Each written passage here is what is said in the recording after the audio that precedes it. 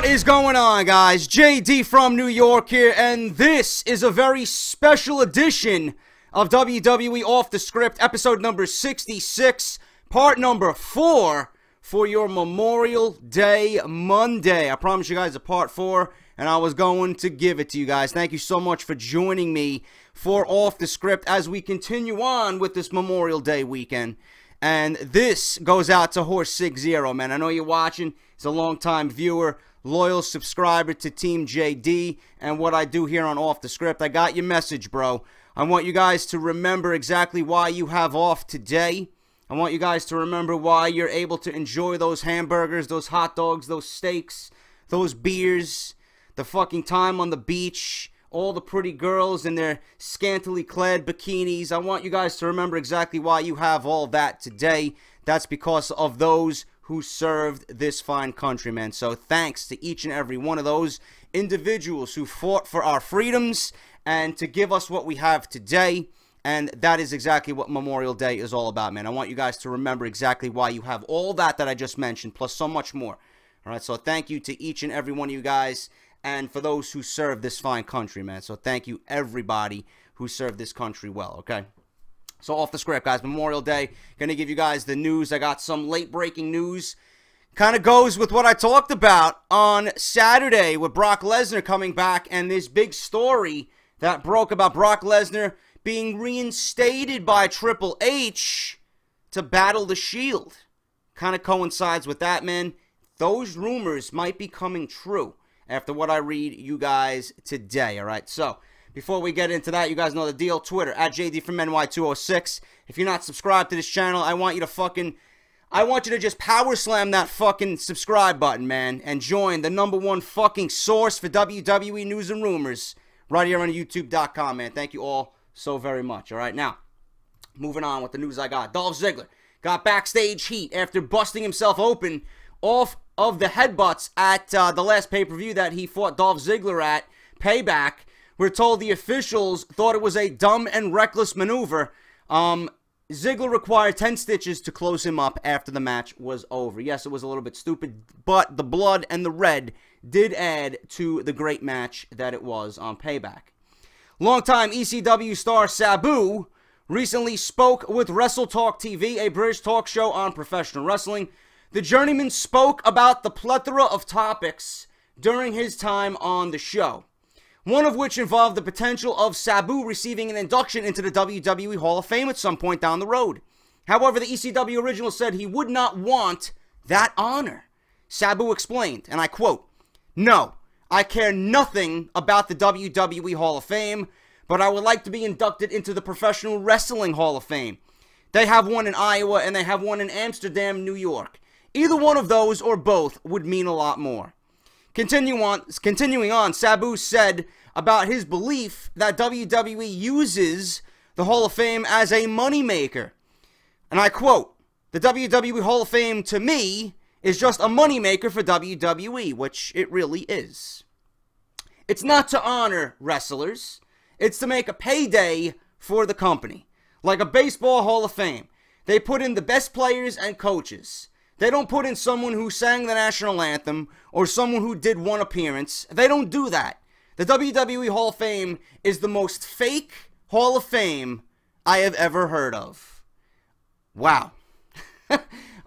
Sabu, listen, Sabu was great. I loved the old school ECW. I'm sure many of you did as well. He was one of my all-time favorites back in the day. Him, Rob Van Dam, Sandman, Raven, you know, you name it, man. It was just fucking unbelievable back in the day. But Sabu nowadays, obviously, you know, he does have a point. He does have a point. Does he belong in the Wrestling Hall of Fame? Yes, he does. Yes, he does. Does he belong in the WWE Hall of Fame? That's up to WWE to decide. But if it was up to me, I would put him in there. Just based on his contributions to ECW and that revolution alone that is now owned by WWE, WWE cannot overlook the impact that Sabu had back on the old school ECW and made it what it was and what we remember it to be. Nowadays, people are still talking about ECW. That's how big of an impact it had. That's how big of an impact Sabu and Raven and Sandman and RVD had. They did. Point blank. But you can't go against what Sabu is saying right now.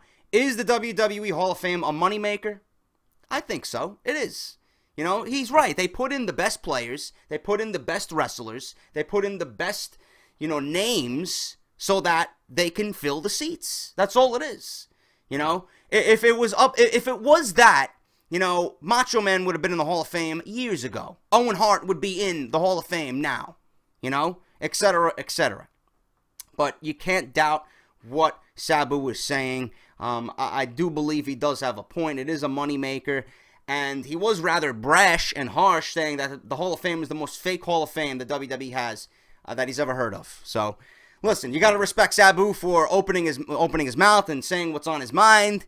You got to respect him, man. Is he right? I think so.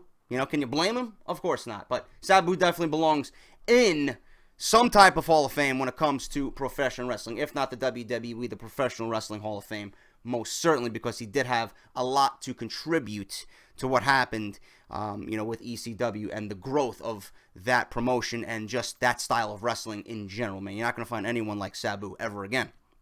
WWE Hall of Famer Scott Hall has been removed from Global Force Wrestling amidst reports stating that he was removed from the Skate and Surf Festival in Asbury Park, New Jersey, over the May 17th weekend due to being intoxicated. Hall was scheduled to meet and greet with fans during a wrestling event held during the festival, but was removed from the event due to his behavior.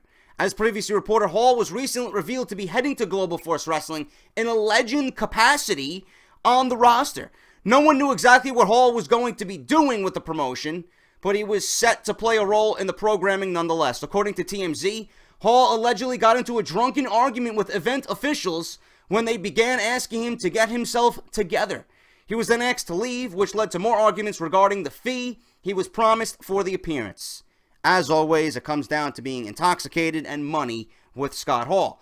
Hall had remained silent on social media since the altercation took place, and Global Force Wrestling has yet to make an official statement regarding Hall's status with the company. But for what it's worth, the bad guy has been removed from the roster listed on GlobalForceWrestling.com. And now I'm hearing rumors that WWE forced Scott Hall off the Global Force Wrestling roster, and WWE might have something to do with him being pulled. As far as his intoxication and getting himself together and causing a scene, this is nothing new for Scott Hall. It just goes to show you, you know, Scott Hall's behavior and his, you know, his maturity, and the fact that, you know, WWE has showcased him on programming, being WrestleMania and Hall of Fame, and, you know, DDP has been helping him out, trying to get, you know, back on the right path.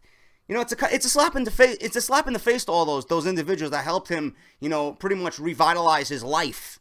So I don't understand why he's got to go into this, you know, drunk and intoxicated and starting arguments and, you know, just not acting the way a professional athlete should be acting. You know, he's acting like a fool. But, you know, I wish Scott Hall the best, and hopefully nothing comes of this. But it's sad to see Scott Hall in such condition after everything that, you know, DDP and the WWE have done for him. You know, it's just a real shame to hear stories like that. And finally, guys, I got news on Seth Rollins. The current WWE World Heavyweight Champion, Seth Rollins, has been the face of the Authority since aligning with the heel faction almost 1 year ago. WWE COO Triple H mentioned how he sees a reflection of himself in Rollins during the Architect of a Dream segment on the May 18th edition of Monday Night Raw. That line was WWE planting seeds to set up a Triple H versus Rollins feud somewhere down the road, according to a report by the Wrestling Observer newsletter.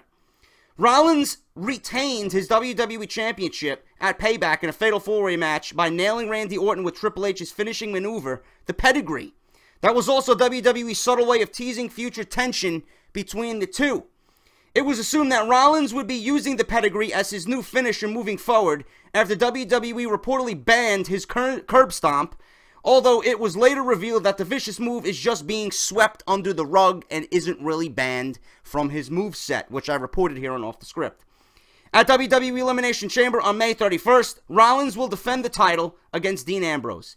He's held the gold since cashing in his Money in the Bank briefcase at WrestleMania 31, defeating Roman Reigns and Brock Lesnar in a triple threat match to close the show. Now, my take on this, it would perfectly integrate Brock Lesnar being reintroduced by Triple H to take down a revitalized and renewed Shield that was going to be reunited. That's what I reported. I would love to see a face authority figure on Monday Night Raw instead of the same bullshit week in and week out with the authorities being heel. I would love to see that, okay? Now, you got reports about Triple H and Seth Rollins feuding. Would it be great to see? Yes, of course. Triple H still got it. Seth Rollins, obviously, you know how great he is in the ring and how great of a heel he has been since he's been under the authorities' wing, okay?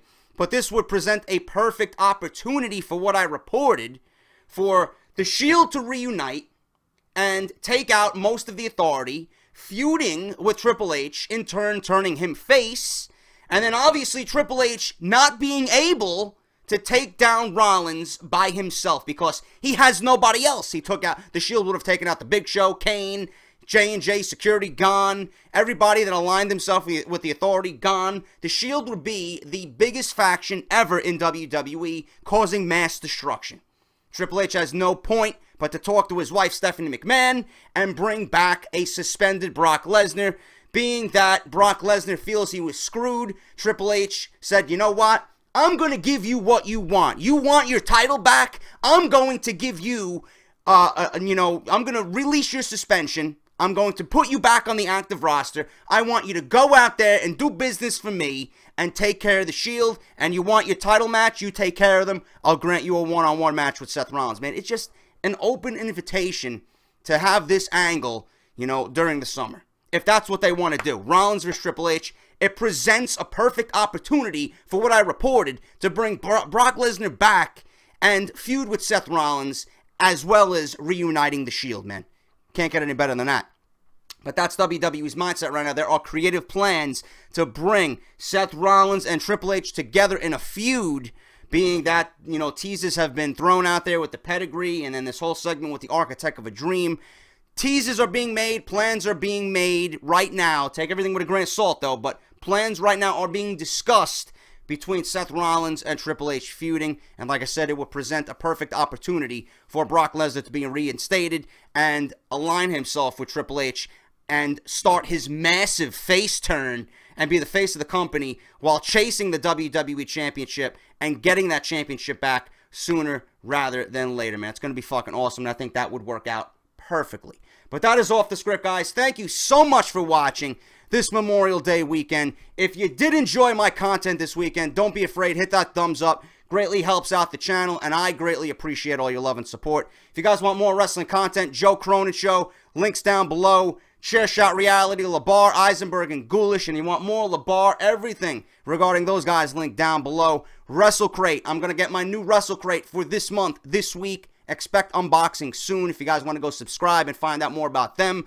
www.wrestlecrate.com and on Twitter @WrestleCrates. And as always, @JD from NY206. And please hit that subscribe button, man. #1 source for WWE news and rumors right here on YouTube.com. This is Off the Script. This is JD. I'll see you back on Friday for more Off the Script. Until then, take care, guys. Thank you so much, and have a great weekend.